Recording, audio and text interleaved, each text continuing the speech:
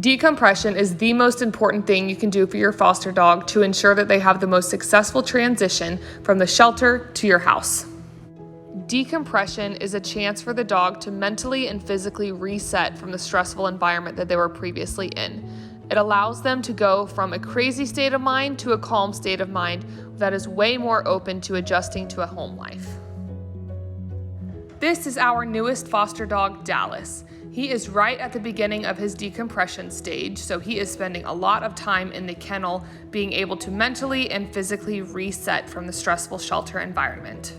We have a fluffy blanket in there keeping him comfortable, and we also have a large sheet surrounding his kennel just to make sure that it's dark and he can't see out too many ways to have too many other visual triggers.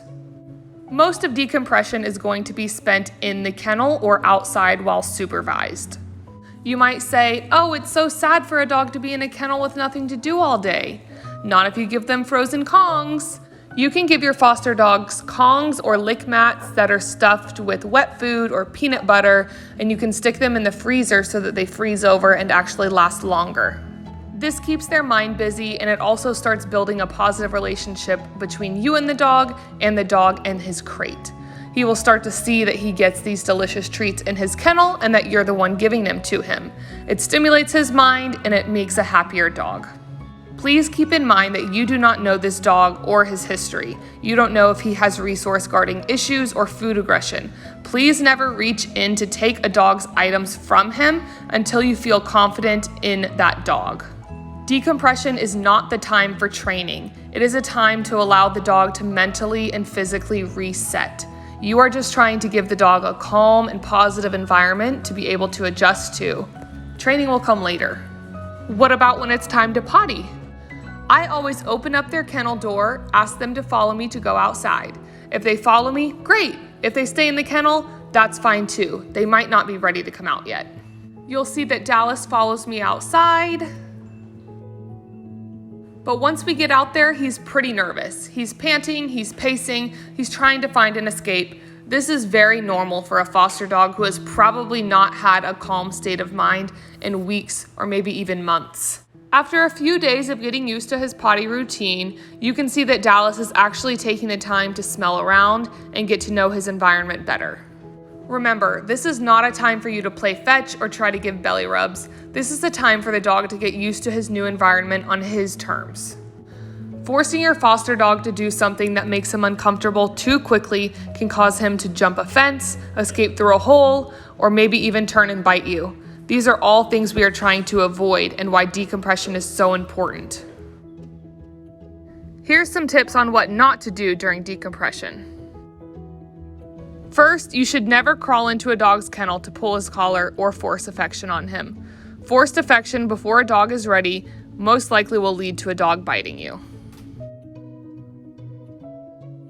You should never take food, toys, or bones away from your new foster dog until you know if he has resource guarding tendencies or not. This will more than likely result in a pretty severe bite.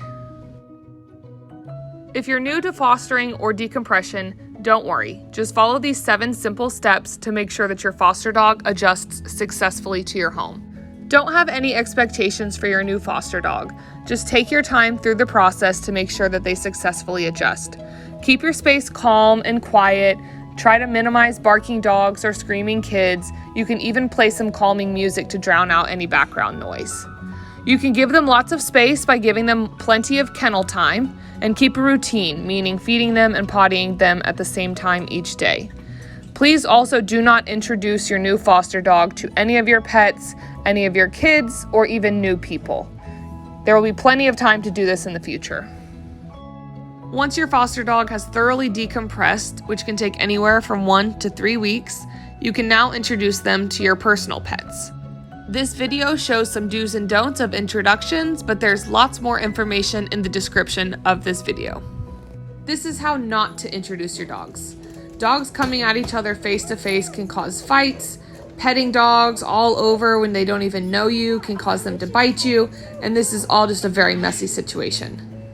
Instead, when introducing dogs, stop them from meeting each other face to face and go on a walk instead.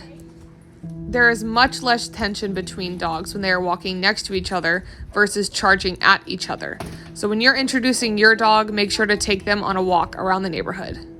You can start at a farther distance away where maybe one of the dogs is a little bit farther behind than the other one. Keep in mind that your dogs will probably not have any leash skills when you get them from the shelter. As the walk progresses, you can continue getting closer to each other to allow the dogs to start sniffing each other closer every few seconds. They should get to the point where they are pretty much ignoring each other. If the walk goes well, then you're ready for stage 2. When you get inside, allow them to drag their leashes around just for safety so you can pick them up if necessary. But keep the dogs moving, keep walking around the house, make sure that there's no tension building. If they lay down like this, you're in good shape. When introducing foster dogs, make sure to keep your common spaces clear. No food, no toys, no bones. All of these things should be given in their kennels and in their kennels only. Remember, you are trying to keep this space as safe as possible for your dog, for the foster dog, and for your family. Always supervise interactions. We want to avoid any potential issues.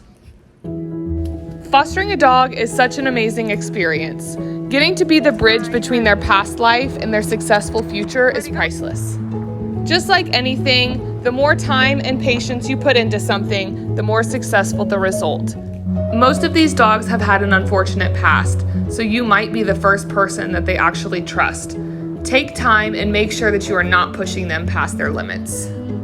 Remember, fostering not only saves lives, but it changes them for the better.